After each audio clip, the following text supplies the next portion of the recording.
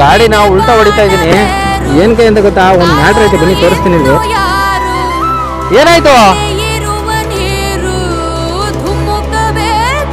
ಏನು ರೇಟ್ ಇಲ್ವಾ? ಆಯ್ತಾ ರೇಟ್ ಇಲ್ವಾ? ಎಷ್ಟಾಗ್ತೈತೆ ಕೆಜಿ? ನೋಡಿದ್ರು ರೈತರು ಕಷ್ಟ ಎಷ್ಟಿರುತ್ತೆ ಅಂತ.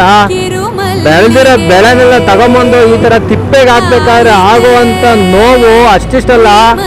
ಈ ರಾಜಕಾರಣಿಗಳು ಅವರು ಇವರು ಆರಾಮಾಗಿ ಅವ್ರ ಮನೇಲಿ ಇರ್ತಾರೆ. ಇವರು ರೈತರು ಕಷ್ಟ ಗೊತ್ತಾಗೋದು ರೈತರಿಗೆ ಮಾತ್ರ, ಇನ್ನೊಬ್ಬ ರೈತರಿಗೆ ಮಾತ್ರನೇ ಆ ಕಷ್ಟಗಳು ಗೊತ್ತಾಗೋದು. ಆ ಬೆಳಿಬೇಕಾದ್ರೆ ಅವ್ರು ಎಷ್ಟು ಕಷ್ಟಪಟ್ಟಿರ್ತಾರೆ. ಬೆಳೆದಾದ್ಮೇಲೆ ತಗೊಂಡೋಗಿ ತಿಪ್ಪೆಗೆ ಹಾಕೋದೈತಲ್ಲ, ಅದು ನರಕ. ಆ ನರಕ ಯಾರಿಗೂ ಬೇಡ. ಒಂದು ಬೆಂಬಲ ಬೆಲೆ ಅನ್ನೋದು ಸಿಕ್ಕಿದ್ರೆ ರೈತನಿಗೆ ಅವನಿಗೂ ಸ್ವಲ್ಪ ಖುಷಿ ಆಗುತ್ತೆ ಗುರು. ಅವನೇನು ಕೋಟ್ಯಾಧಿಪತಿ ಆಗಲ್ಲ ಜೀವನದಲ್ಲಿ, ಅವ್ನ ಲೈಫ್ ಟೈಮ್ ಬರೀ ರೈತ ಆಗೇ ಇರ್ತಾನೆ ಹೊರತು ಅವ್ನು ಕೋಟ್ಯಾಧಿಪತಿ ಆಗಿರಲ್ಲ. ಸೊ ಸರ್ಕಾರದವರು ಇಂಥವಕ್ಕೆಲ್ಲ ಏನಾದರೂ ಒಂದು ಪರಿಹಾರ ಕೊಡಿ. ಏನಾದರೂ ರೇಟ್ ಸಿಗ್ಲಿಲ್ಲ ಅಂತ ಅಂದ್ರೆ ಅವ್ನ ಕೈಯಿಂದ ಬಂಡವಾಳ ಹಾಕಿ ದುಡ್ದಿರ್ತಾನೆ. ಅವ್ನು ಬಂಡವಾಳ ಹಾಕಿರೋದನ್ನು ಎತ್ಕೊಳಕ್ ಆಗ್ಲಿಲ್ಲ ಅಂದ್ರೆ ಇನ್ನೇನು ಮಾಡ್ತಾನೆ ಗುರು ರೈತ ನೇಣಾಕಂದಲೆ.